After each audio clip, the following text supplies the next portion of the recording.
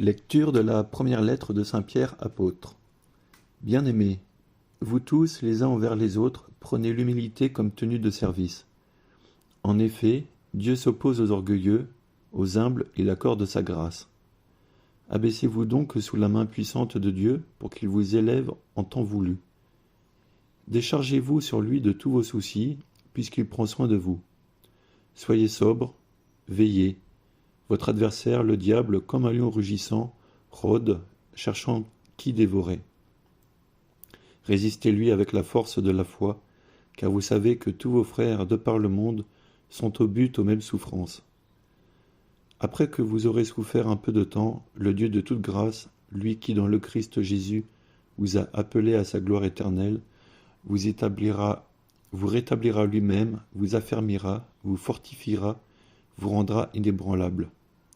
À lui la souveraineté pour les siècles. Amen. Par Sylvain, que je considère comme un frère digne de confiance, je vous écris ces quelques mots pour vous exhorter et pour attester que c'est vraiment dans la grâce de Dieu que vous tenez ferme.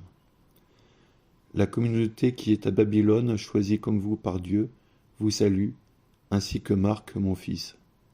Saluez-vous les uns les autres par un baiser fraternel. Paix à vous tous qui êtes dans le Christ. Ton amour, Seigneur, sans fin je le chante. L'amour du Seigneur, sans fin je le chante. Ta fidélité, je l'annonce d'âge en âge. Je le dis, c'est un amour bâti pour toujours. Ta fidélité est plus stable que les cieux. Ton amour, Seigneur, sans fin je le chante.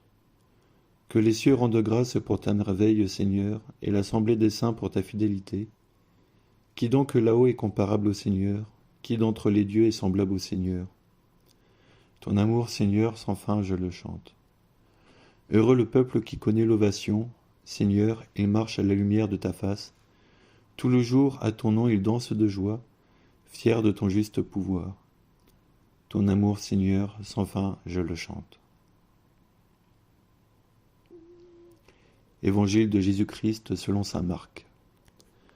En ce temps-là, Jésus ressuscité se manifesta aux 11 apôtres et leur dit : Allez dans le monde entier, proclamez l'Évangile à toute la création.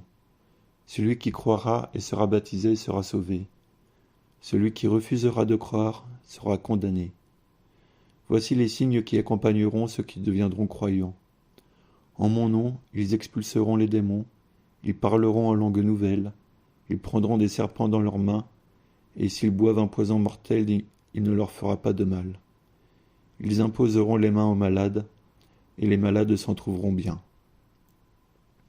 Le Seigneur Jésus, après leur avoir parlé, fut enlevé au ciel et s'assit à la droite de Dieu. Quant à eux, ils s'en allèrent proclamer partout l'Évangile. Le Seigneur travaillait avec eux et confirmait la parole par les signes qui l'accompagnaient.